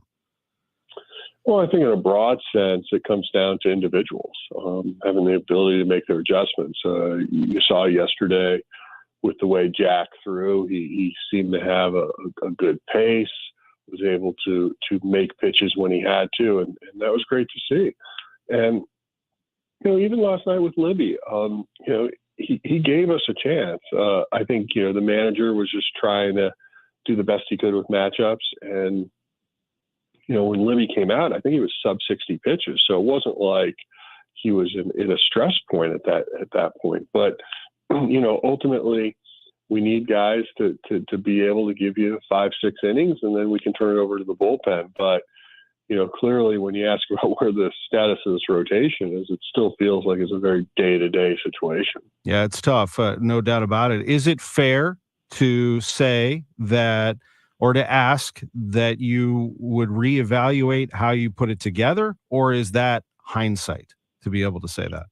Well, it is hindsight, but it's still a fair question. And, you know, I do think that some of the decisions we made, some of the guys we were trying to give opportunities to, it just hasn't worked. And so, yeah, it's very fair to say, well, we should have done more or could have done more. And hopefully you learn from that. Your bullpen moving forward, we talked about Giovanni Gallegos in the last one with Ollie Marmol, and he does mention, he does put together strings of good performances, and then you just have these days that happen, and the options are somewhat, right in front of you. And Giovanni Gallegos to Ollie Marmol is one of those options. He's going to keep going back to Gio based on track record, isn't he? Well, not only just track record. I mean, here's a guy that's, basically available every day, able to take the ball. I mean, he's an impressive guy. And sure, there's been outings this year where you're frustrated or you're not getting what you want. But, I mean, he's probably one of the few guys in our bullpen that you feel like you can count on at any time. So, yeah, I certainly understand why the manager has a lot of faith in him. And, obviously this past week, it didn't go as we had hoped. Again, when you think about that inning, how, kind of a harmless base hit, a walk, and then bam. And, here we are. So you got to be able, and some of those calls could have gone the other way, but they didn't. And that's been kind of our year. Yeah, I hear you. I wanted to have some positive things coming your way in terms of young players. I mean, Jordan Walker, this should not be overlooked what he's done. I mean, he puts together this long hitting streak, longest in baseball. He's your only player yesterday in game one that doesn't get a hit in the regular lineup, and then he comes out and blisters the ball in game two, pumps his fist, gets that RBI double. He's going to be something, but you told us that from the beginning. Well, look, he's I think like when he got optioned back to Memphis and was able to make those adjustments at the plate, it's been great to see, because that means, he has the aptitude to learn, which is even more important. And, players that have long careers in this league are the guys that make adjustments. And so that's really encouraging. Now let's, talk about the elephant in the room a little bit with his defense. And that's something that we have to be a little patient with. And obviously, we need to work on that. But for him to become that complete player, look, you can at least identify what you need to do, and now we can go work on it. Yeah, I didn't bring it up to Ollie. I should have last about my thought about putting him in right, but I'm not the manager. I don't know. I mean, what about before we go here, and I thank you for taking all this time, Tink Hence and Victor Scott. I really liked what I saw from Scott. I didn't see a ton of him in spring training, but man, does he have some wheels and some enthusiasm and energy. They're going to be in the futures game. Tell us about them. Well, Victor Scott, outfielder, center fielder, elite speed. One of those guys that has good bat to ball skill as well. So I just think, like, from just a pure athletic and overall package, he's just really exciting player. Exciting that he was able to get promoted to Double-A. So, once you get to Double-A, you're always just a phone call away. So obviously we hope he can have continued success at that level. Tink Hence, I think everybody got to see him this spring, got to understand why we're excited about him. Electric arm, electric stuff. The biggest thing for him is he needs to pitch. He needs to get the experience of how to make in-game adjustments, how to attack hitters, how to learn from that standpoint. And obviously he was able to get some innings in at Peoria. And based on the success he was having there, he's been promoted to Double-A. And of course, we'll get an outing in the futures game. So really excited about both those guys. And again, once you get to Double-A, you're really on the radar. Well, I could run through a bunch of injuries, but we don't have a lot of time. I know that we talked about a bunch of it. I'm sorry to see that Woodford went on the IL. He really has an opportunity to be good for you. There's a lot we could get into. Good to see Donovan's back in the lineup today, so he was able to shake off his injury. And Arenado, for that matter, still fighting that back. What about the back of Tyler O'Neill as we depart here? Mo, what's the latest on Tyler? Yeah, I think the latest is probably head out for a rehab assignment starting this week. And, I think based on how that goes, then we'll have an idea of when his return might be. But, obviously he's missed a lot of baseball, so we're going to have to try to pack in as much as possible without putting his back at risk over the next, 10 to 20 days. Gotcha. Thank you so much for this. Good luck against the Yankees today. All right. Thank you, Tommy. Thank you. John Mozeliak, Cardinals president of baseball operations, with us before the Cards take on the Yankees at 1:15 today. We'll take a quick timeout. We'll come back with much more. Sports on a Sunday Morning is powered by Gray Bar. Broadcasting from the Underlaw Injury Lawyers, GetJim.com studios. KMOX. I don't want to wait. You never want to wait. Not when I'm sticking to the couch. Well, those guys can install a new AC for days. Evidently, no one can. Jerry Kelly can install a new AC tomorrow. Yes, tomorrow, even if we call it 8 tonight. Wow, that's fast. They're fast and they're good. Mathematically, that actually equals got it going on. Tomorrow, I love ya. JerryKelly.com. Feel the magic with the official St. Louis Cardinals credit card from Central Bank. From tickets to throwing out the first pitch, your St. Louis Cardinals credit card earns rewards for one-of-a-kind experiences. Your no annual fee card earns you double reward points at the stadium and at Cardinals.com. Central Bank, the hometown bank of the St. Louis Cardinals, and now offering the official St. Louis Cardinals credit card. Visit CardinalsCredit.com or any Central Bank location to sign up. Subject to credit approval, see bank for details. KMOX and Michelob Ultra have teamed up to bring you the St. Louis City Caravan. It kicks off Monday, July 10th at the Hot Shots Sports Bar and Grill in Wentzville. Come out and enjoy Hot Shots game day drink specials, grab a player autograph, and enjoy plenty of St. Louis talk during a live broadcast of Sports Open Line. The City Caravan, Monday, July 10th, 6 to 8 at Hot Shots in Wentzville. City on Tap, presented by Michelob Ultra and America's Sports Voice, KMOX. Diamonds Direct has enough diamonds right now to supply up to 30 ordinary jewelry stores, from a half carat to 10 carats. Rare, precious diamonds in all shapes, straight from the world's best diamond cutters. At Diamonds Direct, diamonds are our business, our specialty, our focus. That's why we can guarantee the best diamond selection and the best diamond prices every day, every week, every year. Diamonds Direct. Get store hours, directions, and more at diamondsdirect.com.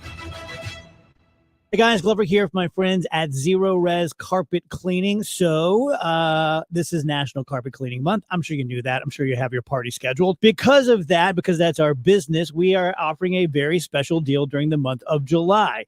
3 rooms, Zero Res clean for just $129, and we will throw in a 4th room for free. Get it the fourth room. Make sure you ask about the DGS KMOX special. Carpets, tile, rugs, upholstery, basically every surface in your home can be Zero Resified. So it's time to call my cleaning pros at Zero Res.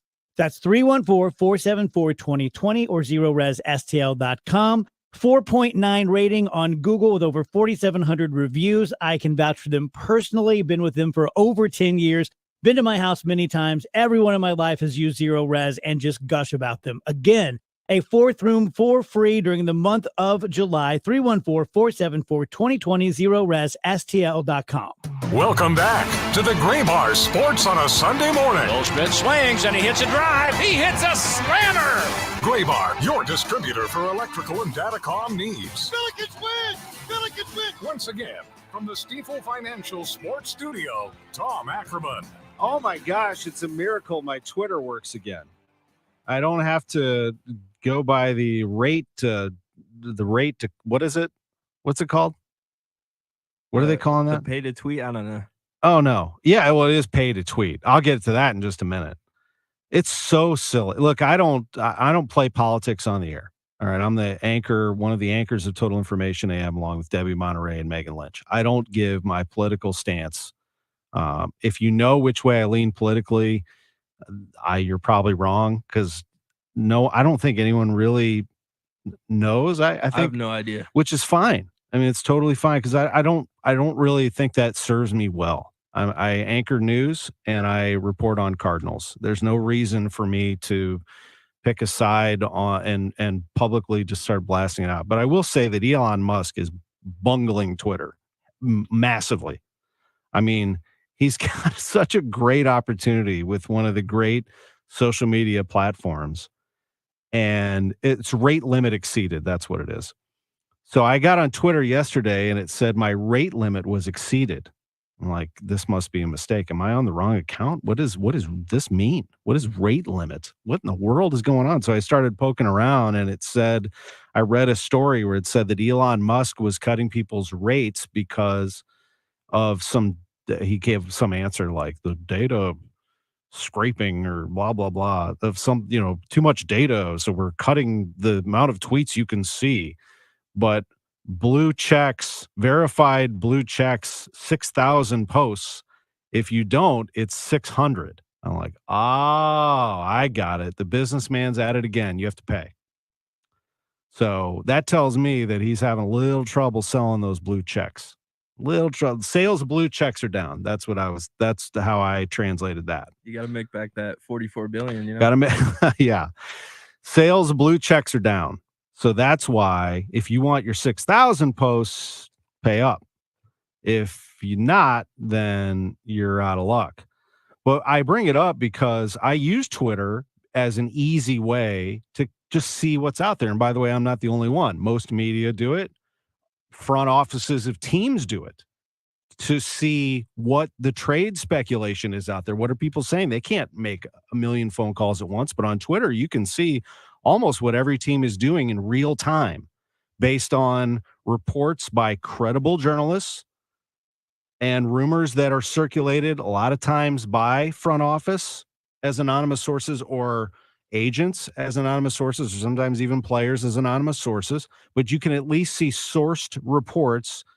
And what I got yesterday during the NHL activity was rate limit exceeded, because apparently I had passed my number of posts. Well, okay, so I guess I have to go somewhere else, make a few phone calls or poke around a little bit like that and not look at Twitter. That's fine. Maybe that'll save me a lot of time. But then I thought, and while I listen to KMOX for my weather information, I wondered, well, what if I'm on Twitter looking for the National Weather Service report on this storm that's bearing down on me? Oh, nope, sorry. Wait, rate limit exceeded. You can't. No, Twitter's out. You can't look at emergency situation in terms of weather. And then magically, my rate limit was back, and then it wasn't. And then the first thing I did this morning was go on Twitter just to see what happened overnight before I went on the air, and my rate limit was exceeded. Well, how's that possible? I was sleeping. So I just don't. I'm not upset. I'm just questioning, what is he doing? Except the only explanation is that he's trying to make some money, and he's a businessman. Good for him. Trying to make some money on blue checks. I don't have a blue check. I did for a long time. I don't care about that. I don't care whether there's a check next to my name or not. There was, because I worked for KMOX. So our company, I believe that's how that went down. They helped get us who were tweeting information, whether it's news, weather, sports, whatever, out to the public. We got a little blue check, so you knew that it was verified. We're journalists of an organization. I didn't pay for that. So when Elon Musk took away all of those legacy checks, then I lost my check, and that's fine. I don't really care. The people who follow me know that I am who I am. It's not like I'm posting breaking news all the time or anything. I'm just having a little fun on social media. But this rate limit exceeded is laughable to me. And then the Cardinals with a great tweet yesterday when Paul Goldschmidt hit the bomb. This one in game 1, the Cardinals and the Yankees at Busch Stadium, and the Cardinals in a scoreless game in the 3rd inning. But the numbers you really like, the 14 homers and 42 RBIs. Like to see him add to those totals.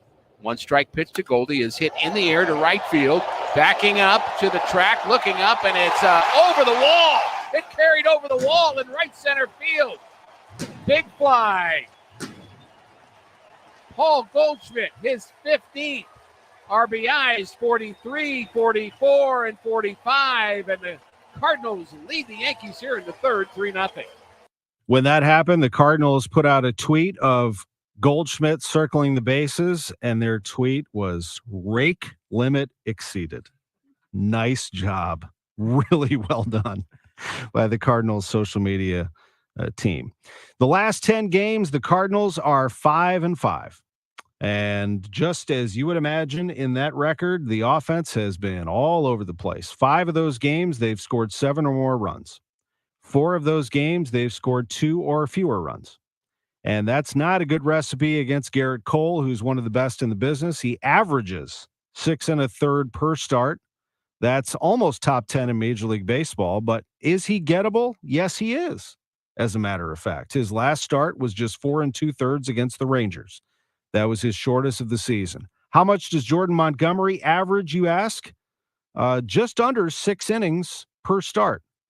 And that is 31st in all of Major League Baseball. He actually has 4 straight quality starts, which is tied for the 3rd longest run in the National League. The Cardinals used 2 starters yesterday and then 5 relievers to cover 7 2/3 innings. That's not a good formula.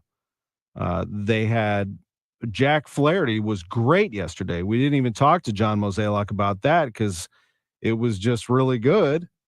And we talked about all the bad, really, with Mo. But Flaherty was good. That's exactly what they need. And what they're missing with Garrett Cole, and I mentioned this at the beginning of the show, and I'll say it again. Garrett Cole costs a small fortune. I understand that.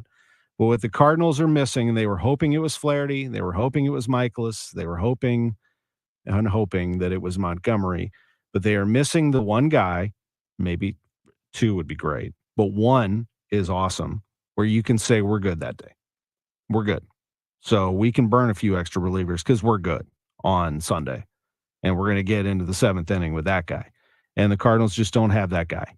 And that's been the biggest problem in my book about this club. Now, the Cardinals have a long road to go. This is the last home game before the All-Star break. They're going to finish on the road at Miami and at the White Sox. The Cardinals in their first 41 home games are 16-25. That's 4th worst in Major League Baseball. The good news is in the second half of the season, they are historically the 5th best in Major League Baseball, at least in the last 5 years. They are very good at home. Over the last 5 years, they have a winning percentage of .623. Perhaps they can catch fire. Will it be enough? It's very doubtful based on what we've seen. But is the division great? Absolutely not. The Reds pitching staff is abysmal, but they have a lot of energy and some good players. The Brewers are just kind of there and good. Not a champion in my eyes, but good. The Cubs might have the best shot, and I know that I said that earlier in the show. This may catch people's attention, but I think the Cubs have a good rotation, and that's what you need to stabilize yourself. And perhaps if they add a big bat, that could get interesting. I don't think the Pirates are there, and the Cardinals have a long way to go, but they certainly have the firepower to get on a run. They just got to pitch better. Bottom line. The Cardinals and the Yankees coming up in very short order. In fact, we only have 30 seconds left in our show. Thanks to producer Drew Young. Thanks to Nicole and Chris for sitting in studio with us. Thanks to John Mozeliak and Ollie Marmol and Lutz Fan and Steel and all of our guests and listeners today. This has been Sports on a Sunday Morning, powered by Gray Bar. Joe Pott is coming up after Scott Jagow's news. He will have the Cardinals and the Yankees for you, and then John, Ricky, and Claves will have the call with Jim Jackson alongside. This is the home of the Cardinals, KMOX. McKelvey Homes was founded in 1898. This year, we are celebrating our 125th anniversary by giving $12,500 of free options on all homes sold through the end of June. And we will also make a donation of $1,898 to the Independence Center for every home sold. Visit McKelveyhomes.com for our current locations and to learn more